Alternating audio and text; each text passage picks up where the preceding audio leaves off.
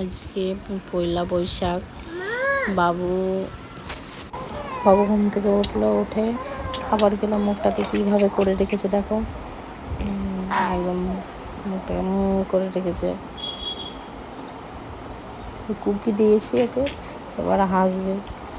মুখটাকে হেসে দিল, হেসে দিয়েছে। এবার দিদিদের কাছে দিলাম, দোলনাতে খেলছে মেয়ে। দিদি, বড় দিদি খেলছে মেয়ে, দাদা আছে, দিদি আছে, বোন। মশাই বাছছি মুড়ি খাবারের জন্যে। রসুন হয়েছে আমাদের, কালকে তুলে নিয়ে এসছে পাপারা। আর মুরগিটা চাল খাচ্ছে, মুরগি আছে কিছু।